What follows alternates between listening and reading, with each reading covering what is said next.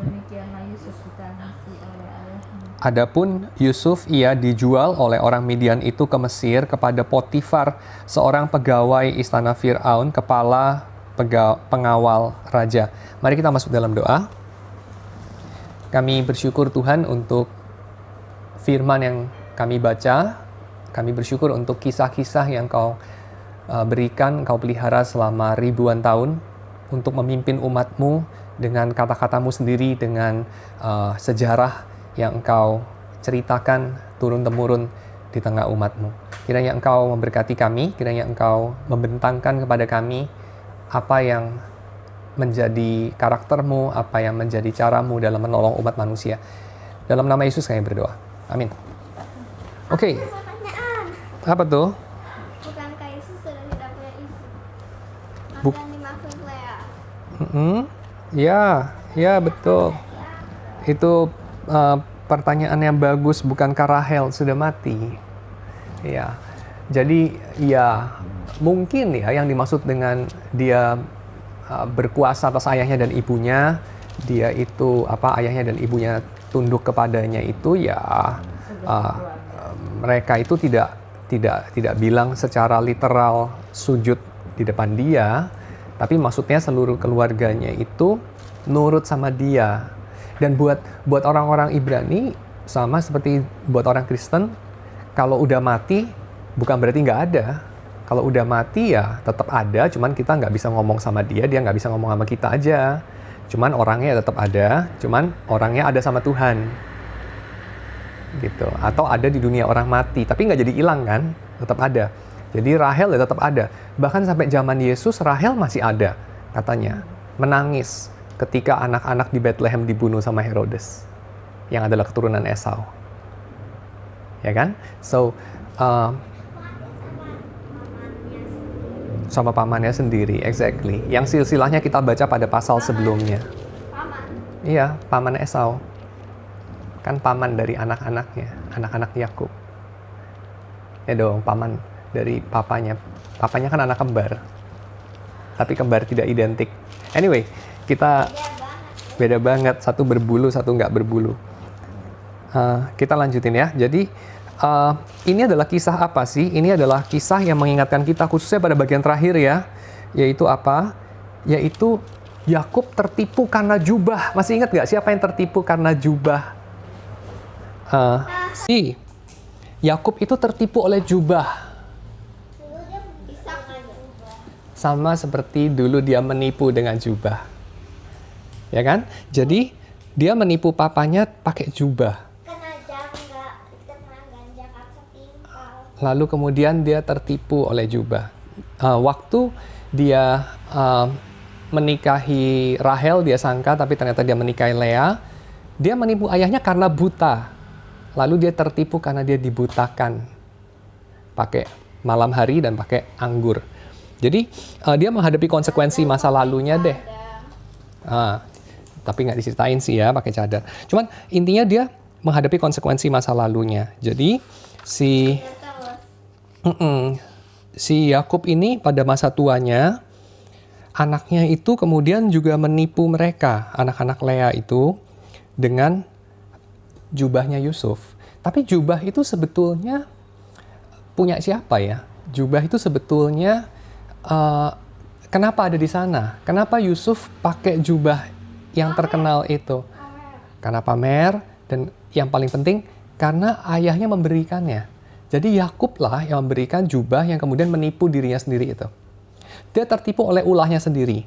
Double. Satu, karena dulu dia pernah menipu ayahnya dengan jubah Esau. Kedua, dia sendiri yang bikin jubah buat Yusuf. Dengan jubah itu dia mau mengangkat Yusuf sebagai yang lebih tinggi dari 10 saudara yang lain. Seperti Ishak, cuman bedanya kalau Ishak itu memang didukung tradisi, karena anak paling tua harus yang jadi kepalanya. Yang ini melawan tradisi, karena anak paling kecil, bukan paling kecil sih, paling kecil Benyamin, cuman ya anak yang cukup kecil. Anaknya Rahel. Betul, diangkat atas kakak-kakaknya. Jadi artinya Tuhan itu tidak peduli lah dengan tradisi. Jadi buat Tuhan tidak penting apakah kamu sesuai dengan tradisi seperti Ishak, ya, ataukah kamu tidak sesuai dengan tradisi seperti Yakub, tetapi Tuhan tidak menyukai orang yang satu ada di atas orang yang lain. Tuhan tidak menyukai orang yang satu di atas orang yang lain untuk memanfaatkan atau menindas dia, ya, atau untuk menghina atau menginjak-injak atau untuk mengejek. Itu Tuhan tidak suka. Jadi Tuhan mengejek balik orang-orang itu, ya. Tuhan mengejek balik Yakub dengan cara dia kemudian menjadi orang yang harus berhadapan dengan akal bulusnya sendiri. Jadi Yakub berhadapan dengan jubah yang akhirnya menipu dia. Ya, dan 10 saudara itu kenapa ya bisa benci kepada Yusuf sampai pengen membunuh? Walaupun kita tahu nggak 10-10-nya ya, karena Ruben kan tidak mau. Ruben benci sih sama Yusuf, tapi dia nggak mau sampai Yusuf mati lah. Yehuda juga sama ya. Kenapa? Dia nggak mau lah sampai ada pertumpahan darah. Tapi 8 orang yang lain, ya, berarti termasuk di situ Simeon dan Lewi, dan ingat nanti Lewi itu keturunan imam, ya. Itu kita tahu adalah orang-orang yang begitu benci sama Yusuf dan pengen Yusuf mati. Ya, tapi nanti ya keturunannya yang jadi imam. Dia kepingin Yusuf mati. Nah, itu nanti ceritanya kita baca dalam Keluaran. Cuman 8 orang ini ya begitu bencinya sama Yusuf sampai kepengen Yusuf mati. Kenapa? Exactly, karena mimpi Yusuf. Jadi itu disebutkan juga di sini ya. Yuk kita bunuh dia, nanti kita lihat apa jadinya mimpinya. Jadi memang mereka tidak ingin mimpi itu terjadi. Tapi itu tujuan yang objektif ya, tujuan yang di luar. Ada tujuan yang di dalam. Apa itu? Mereka benci. Jadi mereka nggak peduli mimpinya terjadi apa nggak terjadi, pokoknya gue benci, gue lakukan. Ya, jadi mereka bunuh Yusuf ceritanya. Mungkin pengen papanya sedih dan seterusnya. Tapi yang pasti mereka marah sekali karena hal itu, ya, karena ketidakadilan yang diperbuat sama ayahnya. Jadi sebetulnya ada nggak andilnya Yakub dalam penderitaan Yusuf? Ada, dengan memberinya jubah yang indah itu. Jadi dengan Yakub, maybe, ya, maybe juga.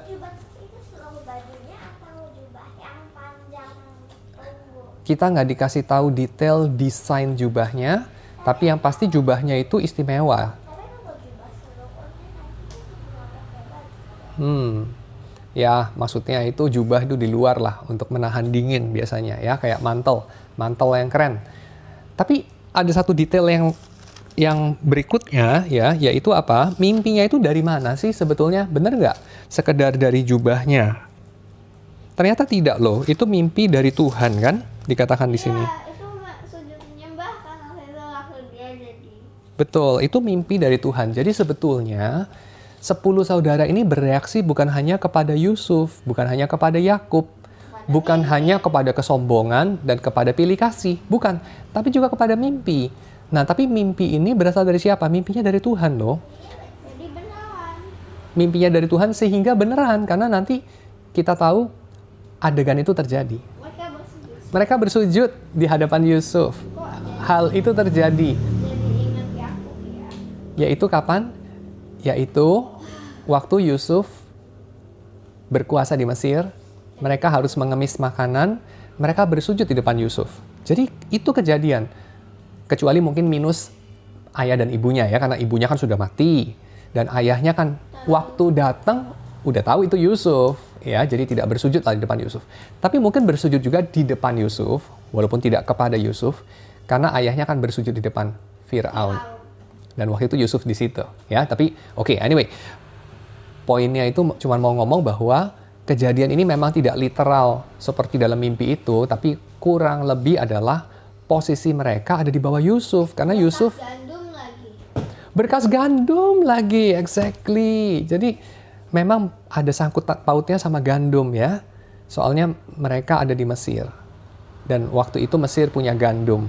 Jadi bersujudnya ada urusan sama gandum. Betul. Ya, pengamatan yang bagus. Oke, so Gandum itu cuma saudara-saudaranya doang. kalau ayah ibunya bulan dan bintang. Betul. Dan matahari. bulan dan matahari, ya. Dan matahari itu ingat adalah dewanya orang Mesir, Ra. Ya. Oke, jadi matahari pun sujud sama si Dewanya Firaun pun sujud. sujud sama si Yusuf, which is benar juga karena Firaun itu kan tergantung sama Yusuf, ya. Dia bilang, wow, Yusuf itu hebat. Wow, dia bisa membaca mimpi dan kita diselamatkan karena Yusuf. Tapi Yusuf bisa begitu karena Tuhan, ya. Oke, lalu kita lihat Yusuf mau dibunuh, dia dilemparkan ke dalam sumur, ya. Dan itu semua ada bagian, ya bolehlah Dek digedein dikit. Sedikit, jangan segede tadi. Kalau itu off, Oke, ya, good. jangan terlalu gede deh. Udah cukup. Enggak, itu tuh mati, Mas. Saudara Yusuf itu menghadap kepada Yusuf pada akhirnya dan itu menggenapi mimpinya karena mimpinya memang dari Tuhan, ya. Dan mimpi itu mewakili apa yang Tuhan ingin kerjakan. Tapi coba kita lihat apa yang manusia ingin kerjakan. Yakub kepingin Yusuf ada di atas karena itu anaknya dia lewat istri yang dikasihi. Jadi ujungnya untuk diri sendiri. Apakah Yakub mengasihi Yusuf? Itu yang dia rasa. Tapi apakah sebenarnya Yakub mengasihi Yusuf? Tidak. Yakub mengasihi dirinya sendiri dengan pakai alat yang namanya Yusuf dan dia menipu diri sendiri. Dia bilang, aku mengasihi Yusuf. Padahal enggak. Dia perlakukan Yusuf seperti boneka. Ya. Dia pikir Yusuf itu imut karena mungkin mirip dia atau whatever. Jadi itu adalah tetap sama, ya, kasih yang narsistik. Dia itu mengasihi dirinya sendiri dan dia pakai orang lain, seluruh dunia sebagai alat saja. Oke? So, dari sisi Yakub, rencana Yakub terjadi? Tidak juga. Dari sisi Yusuf, dia senang juga dikasihi sama ayahnya, ditinggikan di atas kakak-kakaknya, bahkan disuruh jadi supervisor. Coba periksa tuh pekerjaan kakak-kakakmu itu. Mereka pergi ke padang gurun itu, ke padang, ya, belantara, ngapain aja, bener nggak mengembalakan domba dan segala macam, ya. Jadi ayahnya taruh Yusuf di tempat sebagai pengawas, sebagai mandor. Yusuf senang juga mungkin, ya, Israel di Mesir. oh, mirip seperti orang Israel di Mesir, ya, yang satu di atas yang lain untuk menindas mereka. Dan Yusuf kayaknya mungkin senang juga.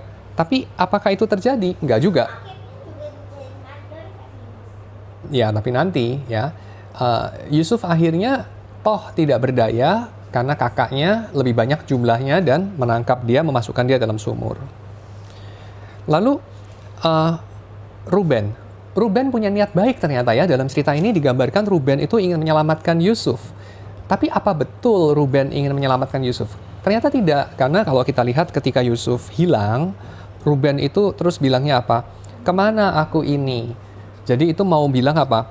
Dia itu tidak mau ada dalam masalah karena dia yang bertanggung jawab terhadap saudara-saudara yang lain. Dia mau bilang, aku nanti akan kemana? Aku nanti akan diapain sama ayahku, ya, karena nanti pasti Aku nanti kabur kemana? betul, aku nanti kabur kemana, karena kalau ada apa-apa dengan 10 saudara atau ke semua saudara itu, adik-adiknya, Ruben yang ditanya karena dia paling besar, ya, jadi dia akan ditanya. Maka dia hanya memikirkan dirinya sendiri kelihatannya. Sedangkan Yehuda juga sama, ya. Yehuda mikirnya apa? Apa untungnya buat kita? Anak kedua. Dia Yehuda itu anak keempat. Jadi Yehuda bilangnya, apa untungnya buat kita kalau kita bunuh? Mendingan kita jual, kita masih dapat cuan, ya. Jadi Yehuda ini entrepreneurship-nya hebat. Ada duit, Kak. Jadi dia walaupun marah sama Yusuf, walaupun dia benci sama Yusuf, tapi otaknya masih ada otak dagang, ya. Otak dagangnya masih mikir. So dia pikir, ngapain dibunuh? Udah rugi jadi menumpahkan darah, lalu juga tidak dapat untung apa-apa. Jadi mendingan kita jual aja, toh sama hasilnya Yusuf tidak di rumah lagi, ya. Orang itu hilang. Jadi oke, sudah tidak dapat saingan, lalu uangnya juga dapat. Jadi Yehuda mengajukan usul yang 10 saudara itu bisa terima, ya. Mereka akhirnya melakukan itu. Yusuf dijual ke tanah Mesir. Tapi tanpa mereka tahu, sebetulnya bukan kehendak Yakub yang terjadi, bukan kehendak Yusuf yang terjadi, bukan kehendak Ruben maupun kehendak Yehuda bahkan, atau 10 saudara yang lain terjadi. Karena dia jadi gubernur. Tapi kehendak Tuhan yang terjadi. Karena waktu dia dibawa ke Mesir, later on, Yusuf mengingat, bukan engkau, tapi Tuhan yang mengirim aku ke sini. Ya, Tuhan mengirim aku ke sini. Bukan supaya aku tidak di rumah dan menjadi sainganmu, tapi supaya aku menyelamatkan satu bangsa yang besar. Ya, jadi Tuhan melakukan kehendaknya lewat kejahatan manusia, lewat segala iri hati, kemarahan, kecurangan manusia. Itu yang kita baca dalam kisah ini ya. So, orang-orang ini pada akhirnya melakukan kehendak Tuhan. Tapi mungkin istilahnya bukan jadilah Tuhan kehendakmu, seluruh hidupku kuasailah. Mereka tidak nyanyi begitu, tapi mereka mungkin ngomongnya ya aku mencari kepentinganku sendiri, aku melakukan apa yang hatiku ingin, kalau aku marah, aku ingin bunuh, aku bunuh. Tapi toh Tuhan kehendaknya jadi, artinya Tuhan itu memperalat manusia dalam hal itu. Tapi memperalat yang kebalikan sama manusia memperalat manusia. Karena kalau manusia memperalat manusia melakukannya karena perlu. Ya, dia tidak bisa melakukannya tanpa memperalat orang lain. Kalau Tuhan tanpa memperalat manusia, Tuhan bisa melakukannya sendiri. Wong Tuhan bikin dunia ini hanya dengan kata-kata, hanya dengan perintah. Ya, Tuhan itu tidak perlu manusia. Tapi Tuhan memperalat manusia dalam arti dia ingin mengeluarkan yang baik dari yang jahat. Lewat yang jahat, dia bikin yang baik. Itu caranya Tuhan, dalam tanda kutip, memperalat manusia. Jadi memperalatnya Tuhan artinya justru baik ya. Karena apa yang jahat dipakai Tuhan untuk menghasilkan apa yang baik. Tapi tentu kita tidak mau melakukan kehidupan kita kayak begitu ya. Karena apa? Karena hidup manusia itu milik Tuhan. Dan alangkah bahagianya kalau umat Tuhan melakukan kehendak Tuhan dengan sadar. Umat Tuhan melakukan apa yang baik dan berjalan bersama dengan Tuhan. Dan bukan berjalan dengan iblis, tapi terus Tuhan memperalat apa yang mereka lakukan demi kebaikan. Ya, tetapi kita lihat umat Tuhan pada awalnya melakukan hal yang salah itu, melakukan hal yang tidak baik, yang bodoh itu, yaitu mereka memenuhi keinginan hatinya. Yakub itu ingin meninggikan anak dari istri kesayangannya di atas yang lain dengan tidak adil dan tidak peduli. Benyamin tidak ditinggikan karena dia masih terlalu kecil kali ya, mungkin baru umur 4 atau umur 3, nggak tahu lah ya. Jadi Yakub waktu itu sudah cukup besar ya, jadi Yusuf maksudnya ya, Yakub sih udah tua banget. Nah, jadi ya tentu kita bisa memilih yang lebih bijak ya, kita bisa pilih yang lebih baik, yaitu melayani Tuhan, berjalan bersama dengan Tuhan, dengan sadar, dan dengan demikian dipakai Tuhan ya, dan bukan diperalat Tuhan, tapi dipakai Tuhan. Kayaknya itu jalan hidup yang lebih baik ya. Tapi kalaupun kita dalam kejahatan kita, Tuhan tidak dirugikan, karena kehendaknya tetap terjadi juga. Karena dia itu Tuhan dan kita hanya manusia saja. Oke, sampai di situ ceritanya. Mari kita masuk dalam doa. Tuhan, kami bersyukur untuk segala cara-Mu memerintah dunia ini dengan cara yang ajaib yang kami tidak mampu bayangkan. Engkau telah mengatur jalannya sejarah dan alam semesta ini, sehingga apapun yang kami kerjakan menggenapi rencana-Mu. Tapi tolong kami untuk boleh dimerdekakan dari kejahatan hati kami, sehingga seumur hidup kami boleh jalani dengan ucapan syukur kepada Tuhan. Kami boleh jalani dengan gembira, kami boleh jalani dengan perasaan bahagia, karena kami diampuni, karena kami dibeli oleh Tuhan, karena kami ini dimiliki oleh Tuhan. Kiranya dosa tidak memerintah hidup kami, kiranya kebaikan-kebaikan-Mu dan cinta-Mu yang memerintah atas kami. Terima kasih Tuhan, dalam nama Yesus kami berdoa. Amin.